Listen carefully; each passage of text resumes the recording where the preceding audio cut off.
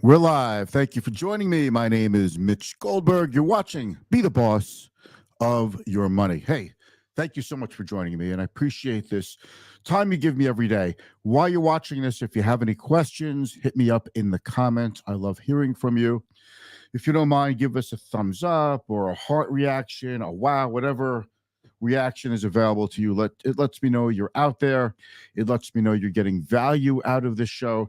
And it also helps spread the good word about the work we're doing here. It helps everybody. It's all educational.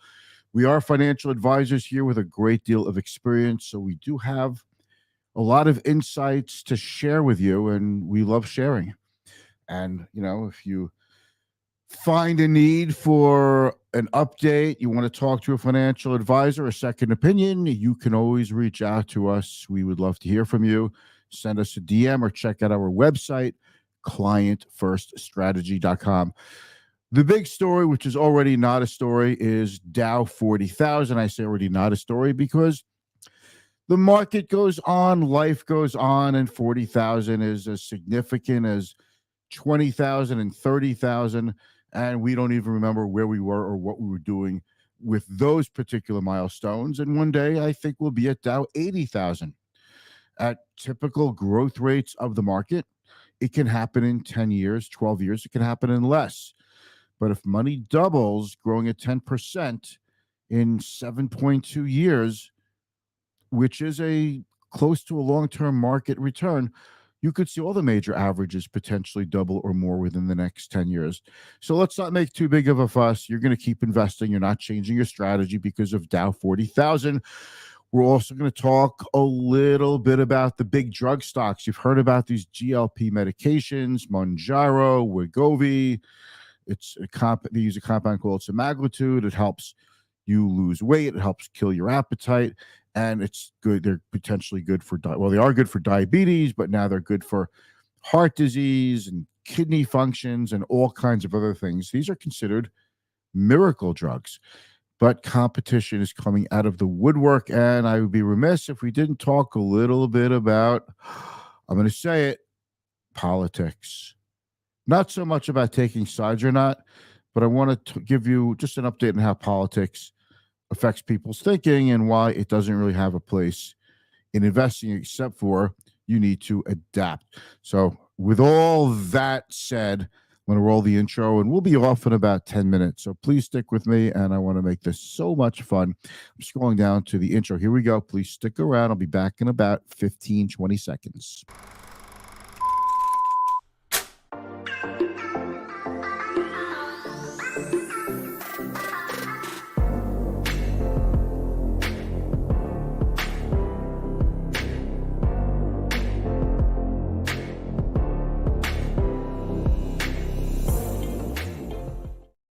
All right, thank you for joining me. I'm Mitch Goldberg. We're going to first take a quick look at the big story of the day, Dow Jones Industrial Average. Okay, the big story of the day is the Dow Jones Industrial Average. New 52-week high today. That is also a new all-time high. It closed a little bit lower than 40,000, but let's take a look at where it traveled today, because it did travel through that daily high of 40,051. First time that's happened. Dow's up 5.78% for the year. So if you think about from where we started the year to now, it didn't really have to travel too far to get to 40,000. Kind of a tease, because we've come close to 40,000 a couple of times and then backed off. And just keep in mind, this is a concentrated index. It's only about it's only 30 stocks specifically, and it's a long-term average, and it's worth following, but it's not really nearly as broad of a market indicator as, let's say, the S&P 500 is, which also hit a 52-week high today, and so did the NASDAQ. All highs across the board, all-time highs. You can't invest directly into an index, but you can invest into a security that tracks or mimics an index. Let's just take a look real quick. The U.S. markets, we did that one. Here we go. Okay. So Dow down 38 on the day. NASDAQ down 44, S&P down 11. Why was the stock market down? Interest rates continue to remain low. Oil under $80. VIX remains low. Why did the market go down today? Well, from my own experience of doing this for almost 35 years, I think the market has a bit of a tired feel to it, which often happens heading into a weekend. It's been a while since we had like a good 3-day weekend or a long vacation, right? It just feels like we've been going full speed for a while. This is the international silent. We're going full speed for a while. Oh yeah. So, but it's kind of buying the rumors, selling the news, and now it's kind of like a bit of the sugar high from Dow 40,000 is going to wear off pretty quickly, I think, and then we'll just get back to focusing on fundamentals, the economy, inflation.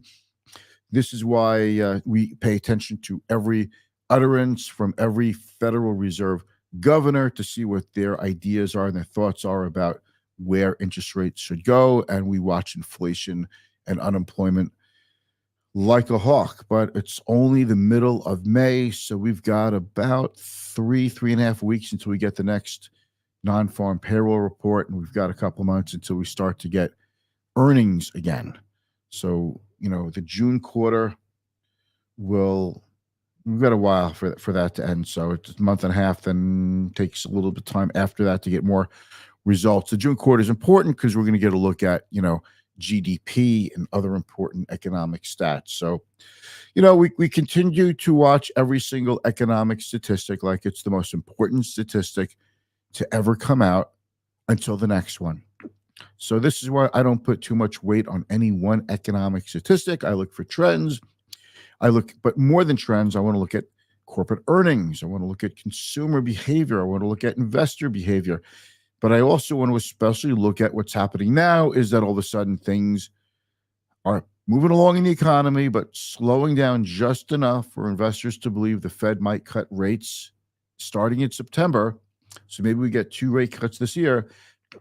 That's enough to get stocks going up and investors enthused, and lower rates helps those large cap tech stocks because companies' future earnings are valued more highly in today's dollars when interest rates are coming down. And it also helps small cap stocks because lower interest rates helps lower their borrowing needs.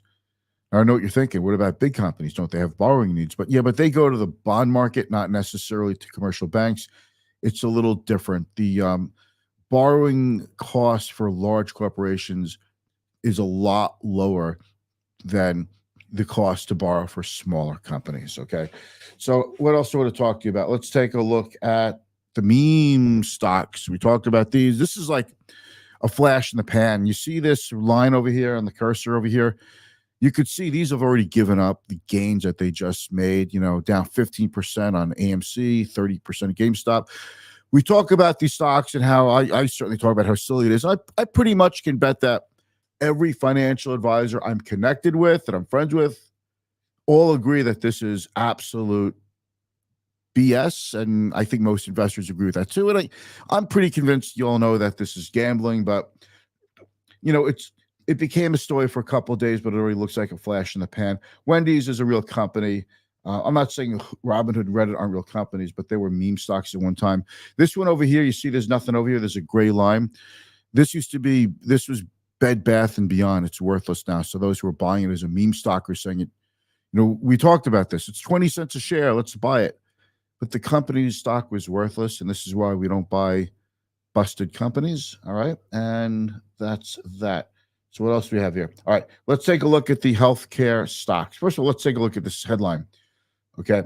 3 drugs to watch, raise 24 earnings and guidance. But is this the one I wanted to see? Okay, yes. Eli Lilly, Novo Nordisk, and Merck. But here's the problem. If you look at healthcare stocks, look at the stocks that were down today. I'm sorry to scroll so fast, making you nauseous, but I'll stop in a second, okay?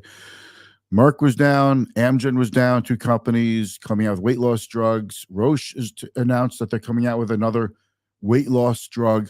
And already Novo Nordisk was down over 1%. Lilly was down almost $16 a share, down 2%. What's happening now is everybody wants in on this weight loss drug craze using GLP inhibitors. That's these drugs that work on tricking the hormones in your body into stimulating your brain to think you're full. You lose your appetite. I have so many friends who are on these drugs now, and some of them are having really wonderful results. For the most part, they're having great results. Very few people I know, had to get off them, or they just lower the dose.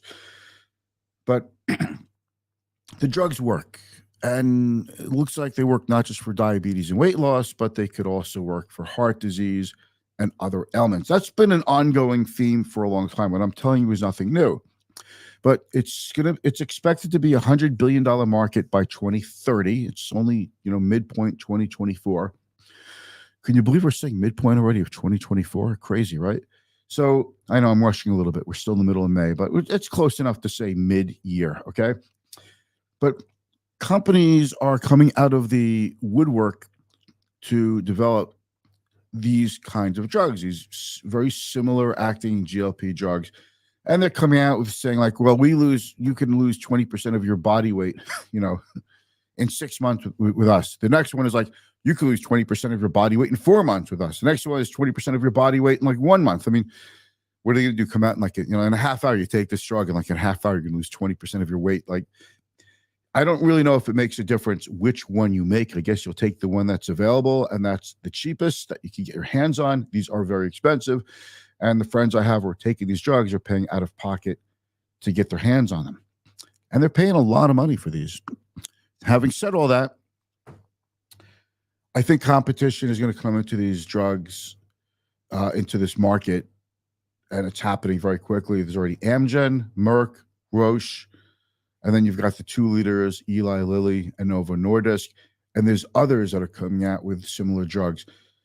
So it makes me weary, and it makes me wonder if the first move advantage from Lilly and Novo Nordisk has already passed us, and now even though the growth rate is rapid, competition is heating up, and it does, for me, wonder about investors' decision to keep piling into the same stocks over and over. So I wanted to talk about that. Next big thing is politics, and we're almost done with the show for today. I would be remiss if we didn't talk more about the tax rates reverting back to pre-2017 levels in a little over a year and a half.